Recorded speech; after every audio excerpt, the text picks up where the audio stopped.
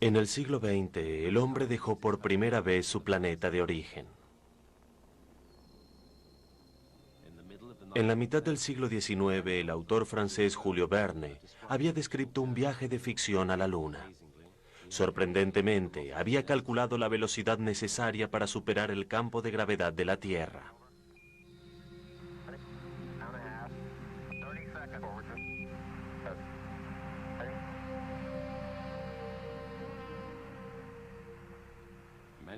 Muchos de sus contemporáneos, astrónomos mundialmente famosos como el francés Flammarion, creían que podría haber vida en la Luna.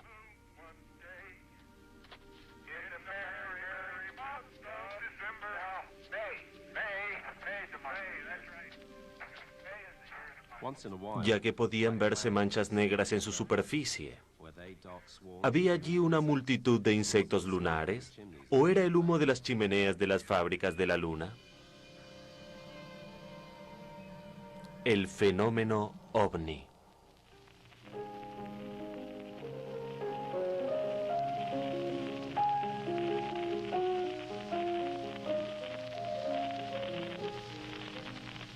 Señoras y señores, aquí comienza el informativo de noticias de la emisora. Investigadores de la Universidad Nacional reportaron una explosión.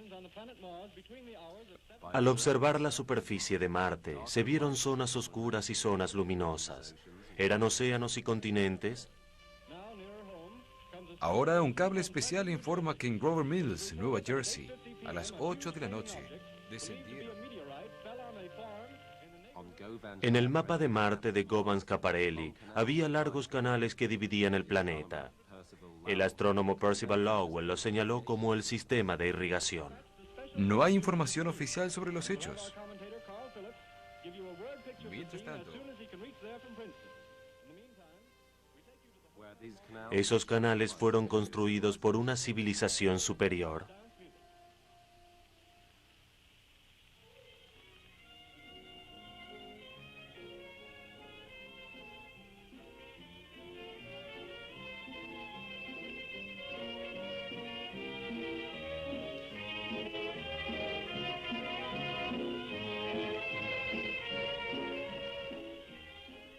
Esa suerte de imaginación fantástica se convirtió en la pesadilla de la obra La Guerra de los Mundos.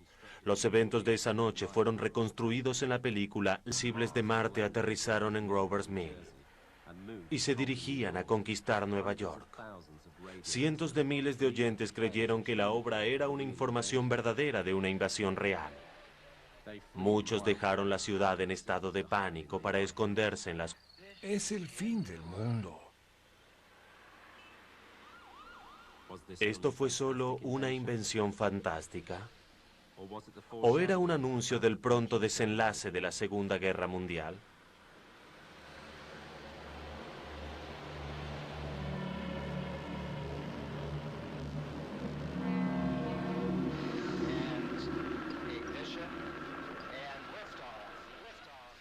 ¿Era una anticipación de los viajes espaciales que comenzarían en unas décadas? ¿De armas nucleares?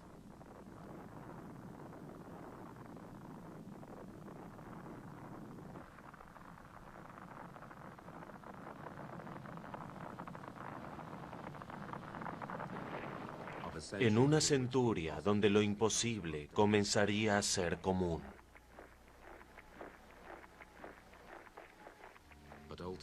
Pero muy pronto la Segunda Guerra Mundial fue una terrible realidad y la opinión pública no atendía a eventos misteriosos. En la noche del 25 de febrero de 1942 aparecieron unas luces rojas extrañas en el cielo sobre Los Ángeles. Los militares creyeron que era un ataque japonés. Entre las 3:16 y las 4:14 de esa mañana, los vuelos de objetos voladores no identificados fueron atacados por la Fuerza Aérea de los Estados Unidos. No se tiraron bombas, pero 3 civiles fueron matados por disparos de la Fuerza Aérea Americana y algunas casas fueron seriamente dañadas. De acuerdo a cientos de observadores, uno de los objetos voladores quedó completamente estacionado en medio de los disparos. Era imposible pensar que podría sobrevivir a todos los golpes que debió recibir. Después de los ataques, se alejó en el aire y desapareció. Públicamente, las autoridades militares minimizaron el incidente como una falsa alarma por el alto nivel de ansiedad debido al nuevo estadio de guerra en Norteamérica. Incluso al día siguiente, el comandante responsable, general George Marshall, envió un informe secreto al presidente Roosevelt donde consignaba su sospecha de que los sucesos de la noche habían sido acciones hostiles de agentes enemigos. Otoño de 1944. La guerra estalló en todos los frentes. Pilotos americanos que volvían de una misión en Alemania reportaron notables incidentes. Ellos contaron de la aparición de misteriosas bolas de fuego que salían de no se sabe dónde y seguían de cerca sus aeroplanos. No podían deshacerse de sus perseguidores pese a algunas maniobras para intentarlo. Esas bolas de fuego fueron conocidas como fuegos o pelotas de Kraut por el famoso alemán Sauerkraut. Eran nuevas armas secretas de Hitler. Los pilotos alemanes reportaron cosas similares, pero ellos lo atribuyeron a extrañas armas de los aliados. No se conoció ningún caso en que las bolas de fuego hayan provocado daños y como consecuencia fueron oficialmente consideradas armas de guerra psicológicas. Pero este fenómeno no se limitó a Europa. Pilotos reportaron similares incidentes en el área del Pacífico durante la Segunda Guerra Mundial, y las vistas continuaron durante los posteriores conflictos en Corea y Vietnam.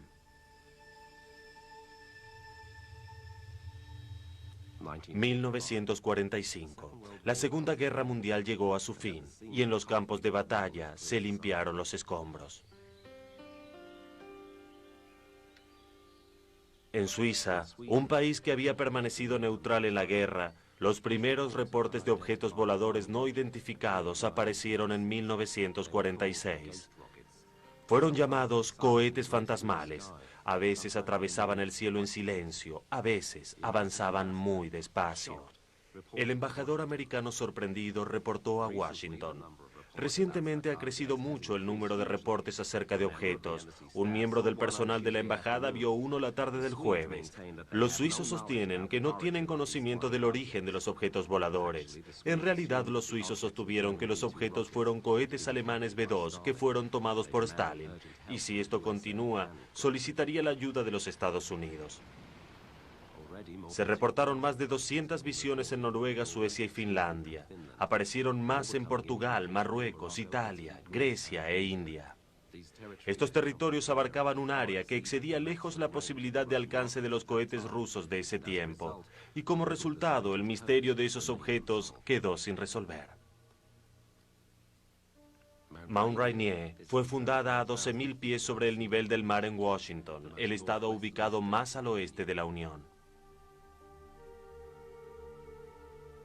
Es el 24 de julio de 1947, un día glorioso con una visibilidad excelente. Para muchos periodistas e investigadores, este fue el comienzo de una nueva era en el estudio de los ovnis.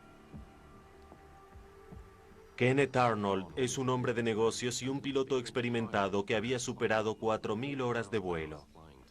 Como piloto voluntario en el servicio de búsqueda y rescate, estaba en misión en su propio avión privado.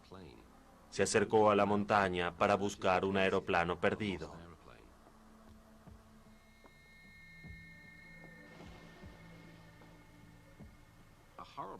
Apareció una fuerte luz brillante, iluminó la cabina y todo el cielo. Hubo como una explosión, y eso sucedió en una tarde con mucha luz. Luego, se iluminó por segunda vez y miré hacia mi izquierda y había una hilera de objetos muy extraños. Volaban de modo caótico a más de 1.200 millas por hora, 2 veces más rápido que cualquier aeroplano. Arnold creyó que habían entrado armas secretas rusas al espacio aéreo norteamericano. Reportó sus observaciones en el control de vuelos de Yakima, donde paró para cargar combustible. Las noticias se expandieron rápidamente y en el aterrizaje siguiente todos estaban esperando las excitantes novedades. Arnold describió los extraños movimientos de los extraños objetos como un platillo rasante sobre el agua. Entonces fue acuñada la frase platos voladores. Las observaciones de Kenneth Arnold no eran las únicas. De acuerdo con un estudio de Ted Blöcher, fueron avistados 853 ovnis por más de 3.200 observadores entre junio y julio de 1947. Y eso era solo sobre los Estados Unidos. Los militares estaban preocupados. ¿Eran armas secretas rusas amenazando a América? Declaraciones asombrosas de observadores canadienses parecían confirmar una ruta de vuelo sobre el Polo Norte. El entonces jefe del Comando de la Fuerza Aérea de los Estados Unidos, general Nathan Twining, dio las primeras conclusiones. Que el fenómeno reportado era real, que los platos voladores eran el producto de un alto desarrollo tecnológico y que ellos investigarían en secreto y de modo altamente perentorio.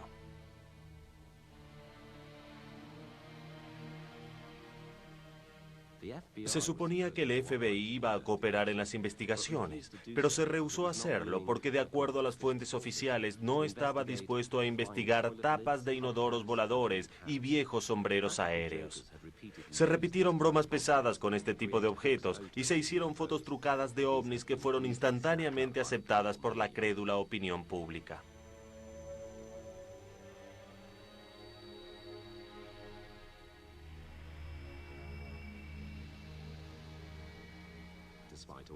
Pese a todo esto, el 22 de enero de 1948, el Proyecto Signo comenzó su trabajo. El fenómeno tenía para los investigadores de la Fuerza Aérea una confusa realidad de formas, discos cilíndricos, forma de hoz y bolas feroces que producían increíbles maniobras de vuelo. Algunas volaban desordenadamente, otras volaban en fila. A veces se movían en completo silencio y otras veces desaparecían luego de una explosión.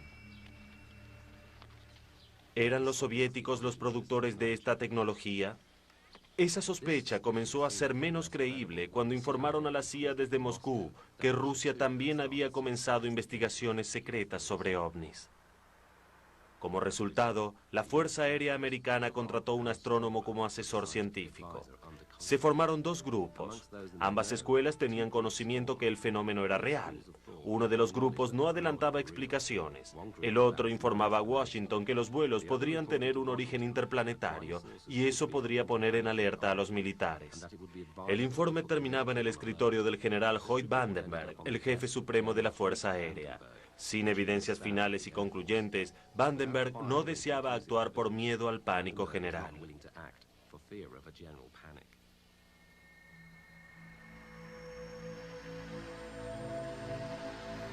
En Atlanta, pilotos vieron un monstruo en el cielo. Mientras tanto, llegaron nuevos informes. Dos pilotos de DC-3 de Aerolíneas del Este, Clarence Childs y John White, vieron este objeto en el verano de 1948.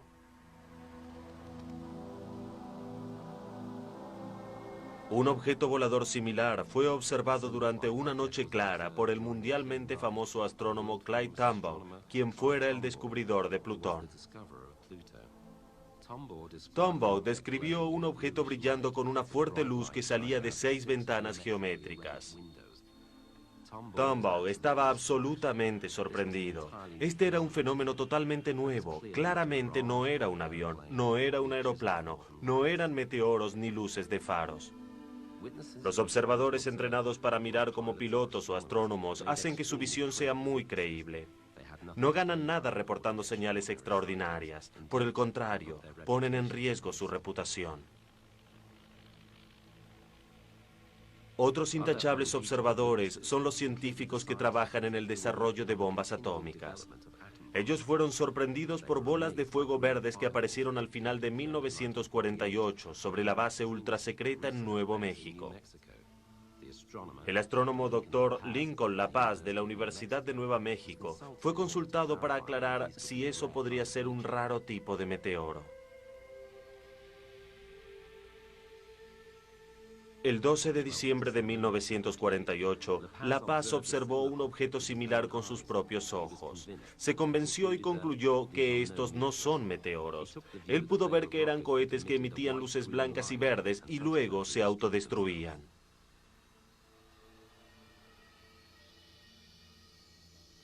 Un científico de la base secreta Los Álamos declaró que parecían los cohetes B-2 de Hitler. ¿De dónde venían estos objetos voladores? ¿Eran naves espaciales de civilizaciones extraterrestres? La memoria de la transmisión de radio de Orson Welles estaba fresca en la mente de periodistas y científicos cuando se discutieron dos temas álgidos. Primero, ¿las explosiones de las bombas atómicas que ocurrieron en la Tierra se vieron desde Marte? Y segundo, ¿esas dos explosiones preocuparon a los seres de Marte? Otros científicos pensaron que las visitas del espacio eran improbables por aparentes problemas interplanetarios sin solucionar, que no permitían los viajes espaciales interestelares.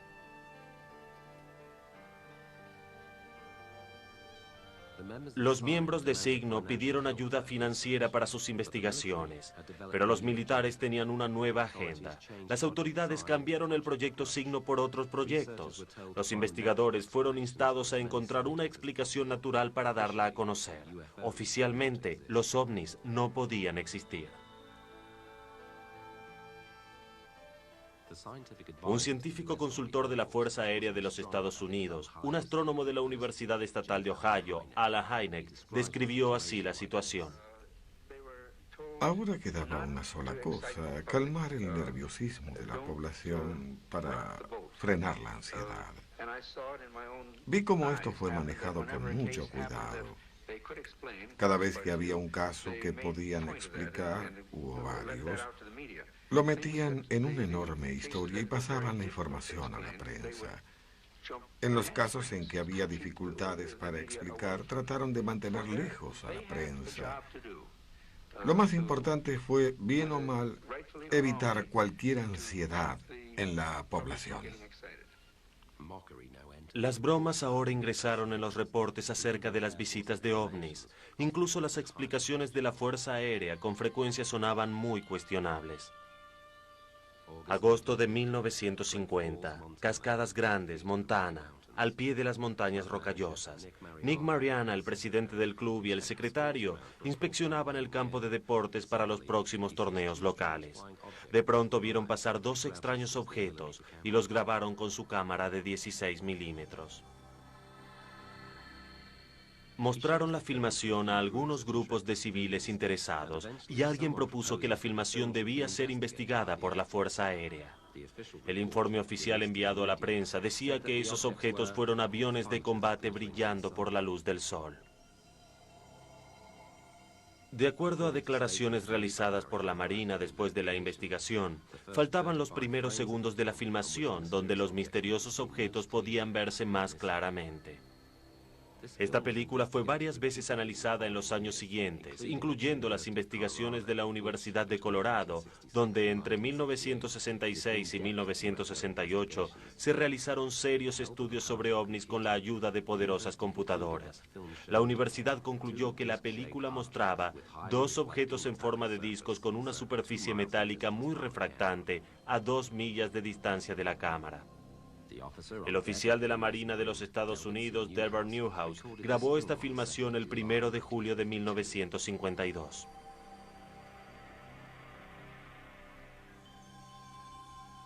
Después del examen de la Fuerza Aérea, también faltó una secuencia. ¿Cuál fue la explicación oficial? Posiblemente una bandada de pájaros. El Laboratorio de Fotografía de la Marina de los Estados Unidos se opuso a esto diciendo que pájaros o aeroplanos pueden ser reconocidos en un análisis. Los objetos de la filmación están autoiluminados y obviamente bajo el control de una inteligencia. Origen desconocido. Confrontando esto, la Fuerza Aérea presionó nuevamente con una investigación posterior, informando que las imágenes eran probablemente una bandada de pájaros. Mientras tanto, la Fuerza Aérea había fundado en marzo de 1952 un nuevo programa de investigación de ovnis. El proyecto Libro Azul continuaría declarando como falsas todas las visiones de ovnis. A veces esta tarea era realmente imposible. Sábado 19 de julio de 1952. El calor del verano pesaba sobre Washington, la capital de la nación. tarde, alrededor de las 23:40, el control de tráfico aéreo del Aeropuerto Nacional de Washington informó que 7 objetos voladores no identificados habían entrado al restricto espacio aéreo que hace a la zona de seguridad entre el Capitolio y la Casa Blanca. Numerosos automovilistas explicaron que eran luces que se movían arriba y abajo y a veces aceleraban a fantásticas velocidades. Se solicitaron aviones de combate, pero pasaron horas y no fue hasta las 3 de la madrugada que arribaron los esperados aviones de defensa. En ese momento, los misteriosos objetos voladores desaparecieron en el cielo. Cuando los aviones retornaron a la base para cargar combustible, la amenaza recomenzó y aparecieron otra vez. Solo al amanecer volvió la tranquilidad. Los hechos fueron noticia de costa a costa, pero Washington tuvo poco tiempo para tranquilizar a la nación. El sábado siguiente se repitió la misma extraña situación. Esta vez los objetos voladores no identificados aparecieron cerca de las 21 y poco después un escuadrón volaba sobre la ciudad. Uno de los pilotos, William Patterson, se tropezó con un extraño objeto. Cuando comenzó a acercarse a los intrusos, unas terribles luces azules y blancas comenzaron a formar un círculo alrededor de ellos. Sin ayuda y atemorizado, preguntó a la torre de control qué podría ser, pero tanto el radar como el piloto estaban en silencio. La experiencia del teniente Patterson duró algunos minutos terribles hasta que finalmente los ovnis lo dejaron en paz. El drama sobre Washington finalizó al amanecer cuando el cielo aclaró nuevamente. Bajo una gran presión de la prensa, el jefe del Servicio Secreto de la Fuerza Aérea General Sanford declaró el martes siguiente: podemos asegurar que los eventos recientes del cielo no tienen conexión con cualquier proyecto desarrollado por los Estados Unidos. Poco después, la Fuerza Aérea declaró que el incidente era solo un espejismo. En Michigan, Estados Unidos, el 21 de marzo de 1966, la ciudad de Hillsdale experimentó la excitación de 3 semanas de visitas de ovnis. 6 autos de policía cazaban objetos voladores. En medio de mucha gente que observaba el espectáculo de los barrios cercanos, estaba el líder de la defensa civil local, quien también era decano de la Universidad de Hillsdale. Oficialmente se reportaron 36 platos voladores. Estaban a 24 millas del centro y se calcula a más de 100. Finalmente, el investigador de la Fuerza Aérea, Allen Hynek, llegó a la escena del hecho. Pero entonces el show ya había comenzado. Pero exactamente lo que se vio. No obstante, debido a la presión de los medios, Hynek dio una conferencia de prensa en la que declaró que las luces misteriosas eran probablemente gas metano. Los civiles y la prensa se sintieron estafados con esta explicación, y en toda América se bromeó sobre el gas metano del estado de Michigan.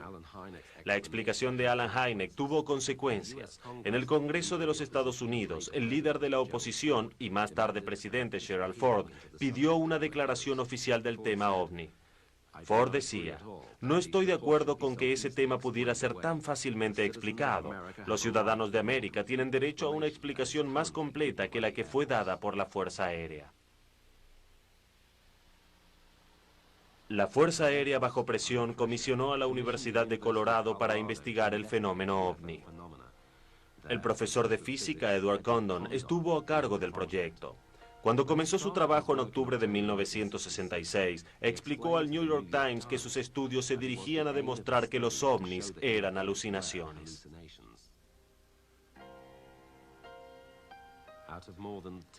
De los más de 10.000 reportes de vistas, el grupo de Condon solo investigó unos pocos. Cerca de un tercio de casos no pudieron encontrar una explicación satisfactoria. Pese a esto, Condon recomendó a comienzos de 1969 no continuar con las investigaciones debido a que no tenían valor científico.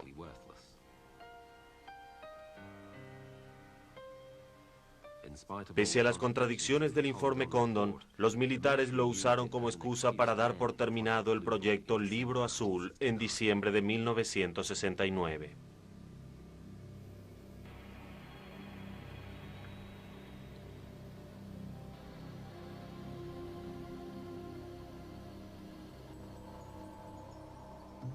Pero muchos investigadores privados contradijeron la opinión de Condon. Uno de ellos fue el ingeniero electrónico y periodista científico Philip Glass. Cerca del 98% de los informes sobre ovnis son de gente inteligente que vio algo en el cielo durante la noche y que no pudo identificar. No tenía idea de cómo investigar esto. Es como el dolor de estómago. No puedes diagnosticarte a ti mismo. En algunos casos, llevaba semanas o meses hasta que se encontraba alguna explicación medianamente natural. Cerca del 2% son fraudulentos a propósito o por propia decepción. Muchos de los falsificadores no actuaron con inteligencia y además no fueron demasiado creíbles. Muchos comenzaban improvisando. Muchas fotos de ovnis eran fáciles de falsificar y podemos ver algunas de ellas.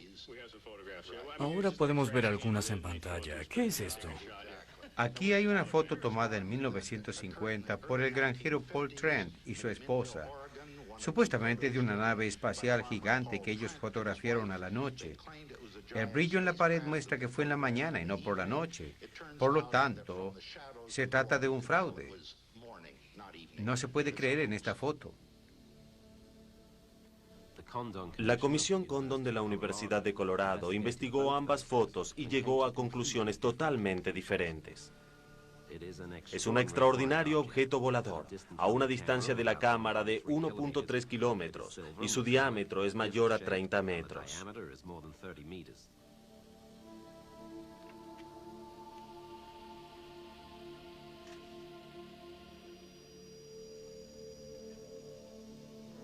Un reciente análisis por computadora demostró que el brillo de la pared no era del sol de la mañana, como dijo Philip Glass, pero era demasiado para ser una nube brillante iluminada por el sol de la tarde. El astrónomo Allen Hynek fue durante 20 años asesor científico de la Fuerza Aérea. En muchos casos dio explicaciones naturales para las visiones de ovnis, incluyendo la del gas metano, que él luego describió como el punto inicial de la investigación ovni.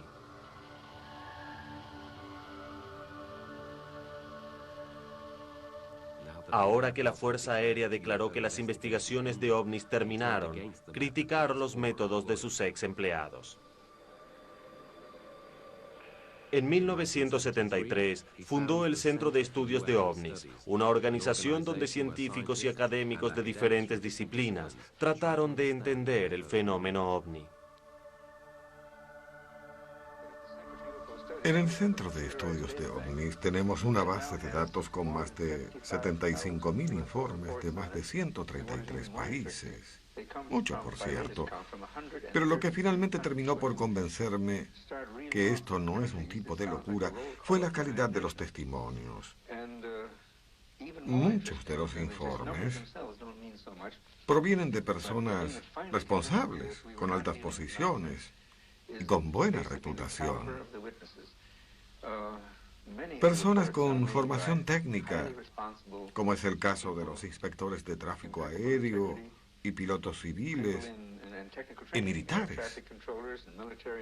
Finalmente llegué al punto de tener que reconocer que no podía pensar que esta gente estuviera loca. Ellos tenían que haber visto algo realmente. La experiencia de Hynek de estudios sobre ovnis durante muchos años fue usada por Steven Spielberg para su película Encuentros cercanos del tercer tipo, que tuvo a Hynek como asesor técnico.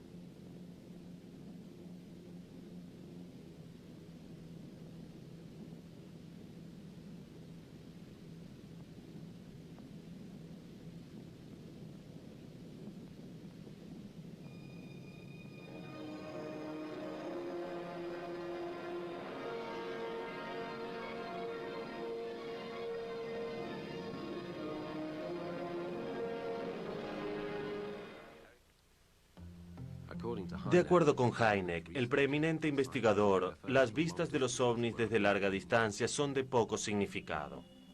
Según estas investigaciones, puede verlas cualquiera que quiera conocer de los extraños vuelos de objetos o de sus pilotos. Muy importante, por cierto, los encuentros cercanos del primero al cuarto tipo.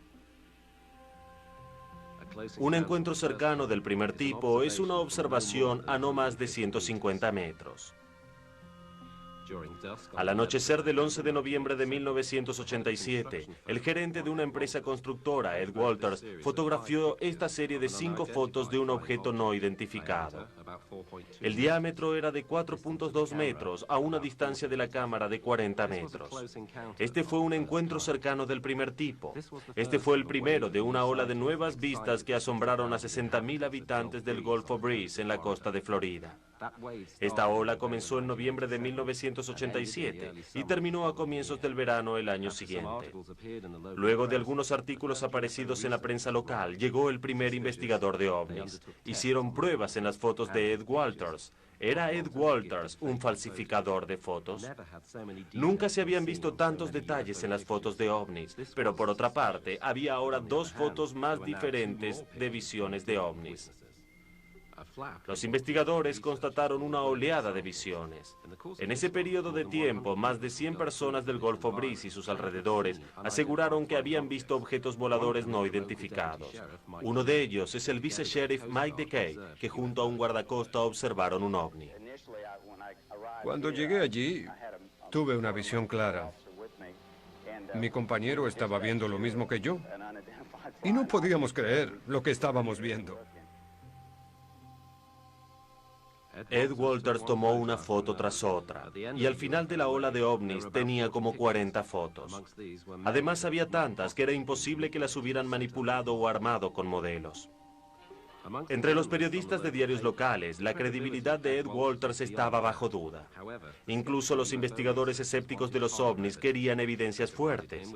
Ellos le dieron una cámara especial con mecanismos de seguridad diseñados para evitar el fraude. Ed Walters tomó con su cámara una fotografía de este objeto volador. Estaba a menos de 20 metros de la cámara y tenía 1 metro de largo. Los investigadores de ovnis llamaron a este objeto explorador. Ed Walters explicó su habilidad para conseguir fotografías de ovnis como una condición física. Usualmente sentía un zumbido en su cabeza justo antes que aparezca el ovni. De este modo, pudo tomar muchas fotos, algunas con una cámara con un sistema especial que determinaba muy bien la distancia y el tamaño de los ovnis. Desde 1972, el Dr. Bruce Maccabee trabajó en el Departamento de Investigaciones Ópticas del Gobierno de los Estados Unidos. Estaba vinculado al programa Iniciativa de Defensa Estratégica. Durante más de 1 año, investigó las fotografías de Ed Walters con todos los recursos de la ciencia moderna. Aunque era un escéptico, llegó a la conclusión que no había señales de falsificación o manipulación y que las fotografías eran reales. Una mancha circular de tierra quemada de 3.6 metros de diámetro es de un tamaño similar al ovni que Ed Walters fotografió a corta distancia. En profundas investigaciones del vuelo en la Universidad de Florida no pudieron descubrir causas naturales. ¿Son estos los lugares de aterrizaje de visitantes misteriosos? Una y otra vez este extraño fenómeno en el suelo apareció relacionado con las visiones de ovnis. Muchas veces eran como en el Golfo Breeze, áreas circulares de suelo quemado o vegetación aplastada. En estos casos, la tierra se volvió estéril e impermeable. En 1983 hubo una marca redonda aquí de unos 2,5 metros de diámetro. Comenzaba allí. Había una huella de 30 centímetros, una pista a través del jardín donde de repente desaparecía. Este lugar fue armado durante la noche de acuerdo con Harry Tommy, quien mostró sus fotografías. Aquí debe haber algún tipo de radiación. Destruyó mi contador Geiger. No puedo ponerlo en 0. ¿Qué fue eso? Bien, yo no puedo saberlo. En el invierno no puede caer la nieve en esa área. A veces se pueden encontrar marcas que parecen como huellas dejadas por aterrizajes de objetos voladores muy pesados. Para los investigadores de ovnis, estos son signos de encuentros cercanos de segundo tipo. Estos suceden cuando la visión de los ovnis se acompaña por un fenómeno físico medible que puede ser objetivamente observado como interferencias en la recepción de televisión o en aparatos eléctricos, interrupción del sistema eléctrico o vehículos inmovilizados. En 1982, Steven Spielberg hizo su exitoso E.T., el extraterrestre. Era la historia de un encuentro cercano del tercer tipo, que se define como una observación en la que puede verse la tripulación con el ovni, o cerca.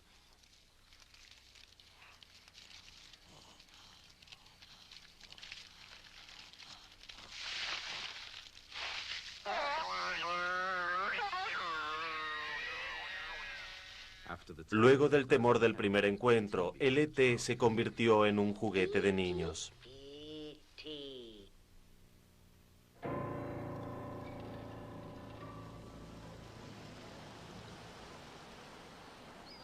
Ed Walters y su esposa Frances informaron en el Golfo Breeze un encuentro cercano del tercer tipo. En la noche del 2 de diciembre de 1987, Ed Walters tomó una foto de este ovni. Una hora más tarde, los Walters ya estaban en la cama. Su perro comenzó a ladrar. Para ver la causa, Ed abrió las ventanas y fue terrible. Ojos largos, negros, horizontales lo miraban fijo. Frances también vio al alienígena. Lo que Ed había imaginado estaba en la ventana. Antes que los Walters se recuperaran de su shock, el alienígena se dio vuelta y se esfumó en la noche.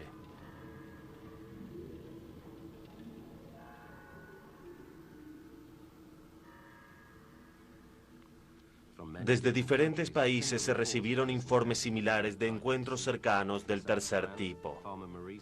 Desde el sur de Francia, el granjero Maurice Masse descubrió a la mañana del 1 de julio de 1965 un objeto oval en su campo de lavandas. Cerca del objeto, dos seres como criaturas de la altura de un niño de 8 años investigaban sus plantas.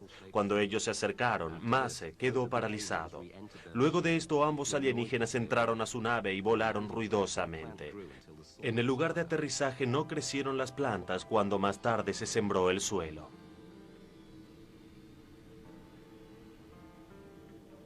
Increíblemente, como puedan parecer estos informes, es frecuente que un encuentro del tercer tipo parece preceder un encuentro cercano del cuarto tipo. Así fue para Ed Walters en el Golfo Breeze.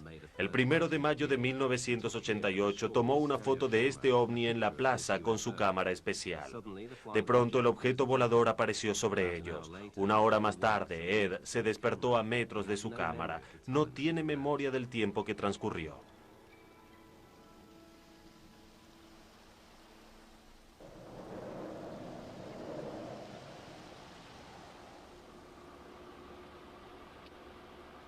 El primer caso de este tipo sucedió la tarde del 19 de septiembre de 1961. Una pareja, Betty y Barney Hill, estaban regresando de unas cortas vacaciones en Canadá.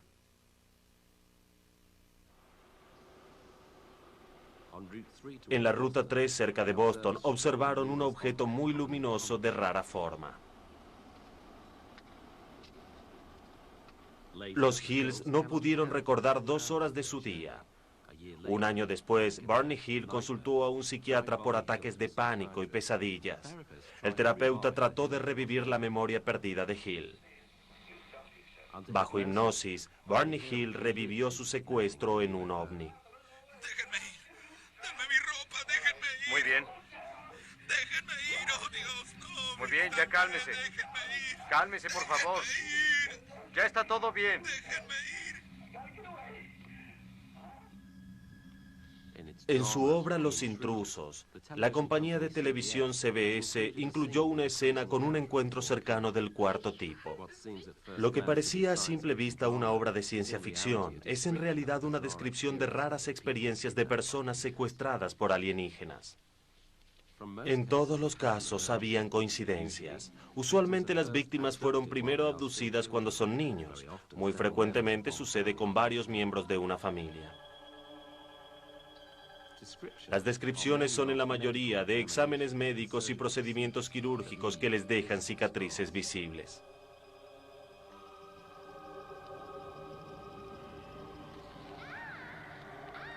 Se tomaban muestras de esperma en los hombres y óvulos de las mujeres.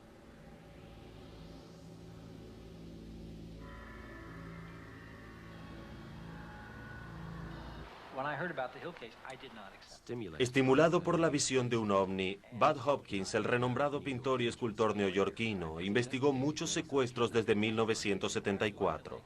Su libro, Intrusos, dio material para la película de 1992 del mismo nombre. En efecto, Hopkins investigó más de 500 casos y publicó los datos de todos ellos. Por su participación en la investigación, psicólogos y psiquiatras comenzaron a preocuparse por el fenómeno. La terrible realidad superó la imaginación de los directores de películas de ciencia ficción. Más recientemente, eminentes científicos comenzaron a trabajar seriamente en estos secuestros. Por ejemplo, el profesor de psiquiatría de Harvard, el Dr. John Mack. Al principio, mis colegas desecharon completamente este fenómeno. Esto es idiota, dijeron. Alguien debe estar haciendo una broma. Ellos lo interpretaron como un trauma de la infancia, como un recuerdo de abuso sexual, como un trauma de la niñez vivido de este modo. Y cabe destacar que yo también investigué este tipo de casos y me tomé un buen tiempo para investigarlos. Y llegué a la conclusión de que el fenómeno no puede ser explicado como un abuso. No puede ser explicado así. Es un fenómeno completamente heterogéneo que supera nuestra posibilidad de comprensión. Solo podemos reaccionar con nerviosismo y con el sentimiento que nosotros, hasta el momento, no podemos comprender esto.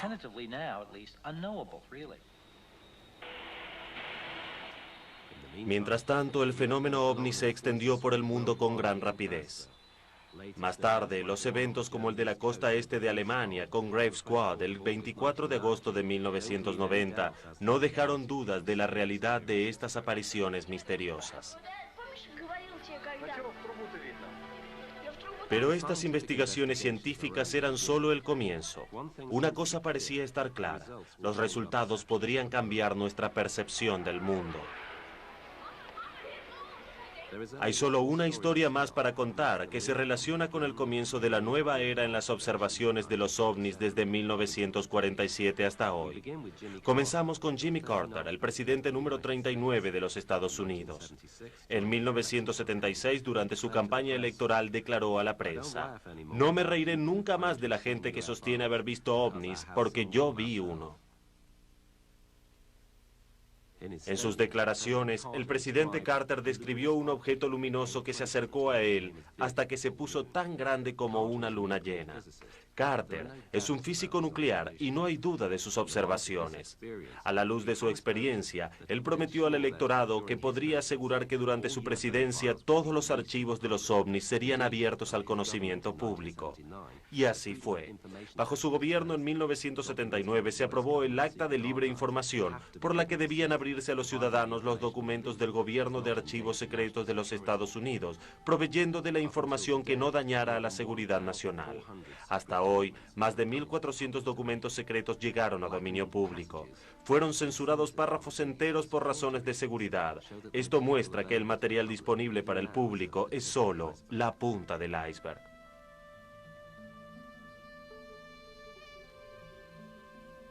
Un documento del 10 de julio de 1947 relacionado con la negativa del FBI de tomar parte en el proyecto Signo, porque no debían investigarse tapas de inodoro voladores y viejos sombreros como se describieron las visiones de ovnis. En una nota escrita a mano, el jefe del FBI, Edgar Hoover, agregada a un informe interno, señalaba que él hubiera estado a favor de tomar parte en algunas investigaciones con la esperanza de que el FBI tuviera acceso a discos recuperados. Él escribió: "Por ejemplo, en el caso siguiente, el ejército estuvo solo y no nos permitió a nosotros una pequeña investigación". Poco después, el 4 de septiembre de 1947, el FBI expuso que un teniente no podía estar presente porque 2 de sus hombres habían muerto sorpresivamente y de repente después de la investigación de platos voladores. El FBI, entre tanto, ¿tuvo acceso a ovnis recuperados? De acuerdo a este informe, una historia tan increíble como una obra de ciencia ficción se tornaba real. Nuevo México, 2 de julio de 1947.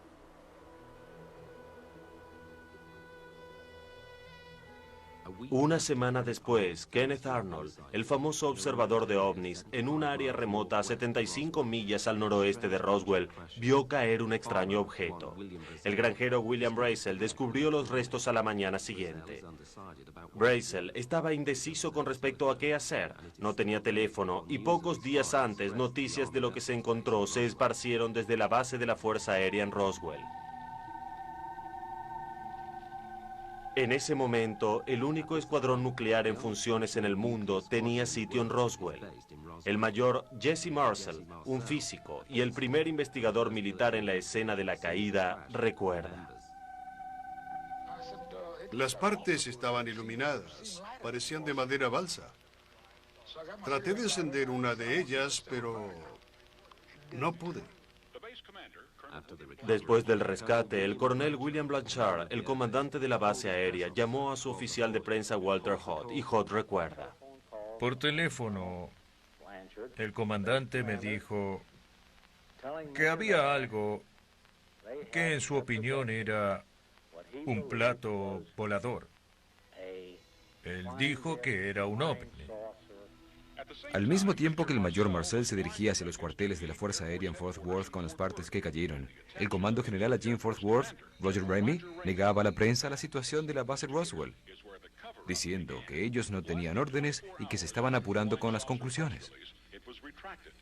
Cabe destacar que el comandante general en Fort Worth, Roger Ramey, señaló además que las piezas rescatadas eran partes de un meteorito. Al mismo tiempo, él envió el misterioso material a la base de derecho de la Fuerza Aérea en Dayton, Ohio, el mayor centro secreto de investigación y desarrollo en Estados Unidos. El incidente Roswell fue investigado muchas veces y sus detalles confirmados por más de 100 testigos. El director Hoover del FBI pidió unos días más tarde tener acceso a los restos del plato caído. Hasta hoy, la supuesta recuperación de 4 cuerpos de los pilotos de los ovnis no queda confirmada.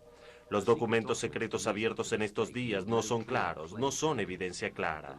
Los muñecos de látex de un productor canadiense no son en cualquier caso los pilotos del misterioso objeto caído. El círculo se cerró en sí mismo con un hombre llamado Robert Lazar. El 6 de noviembre de 1989 declaró en un programa de televisión de Las Vegas que él había trabajado como físico en una alta prueba secreta y en un centro de desarrollo en Nevada llamado oficialmente Área 51, no oficialmente llamada Tierra de Sueños. Él describió la investigación secreta de esta manera. Ellos tienen naves espaciales extraterrestres en su posesión. Naves espaciales que examinan y vuelan.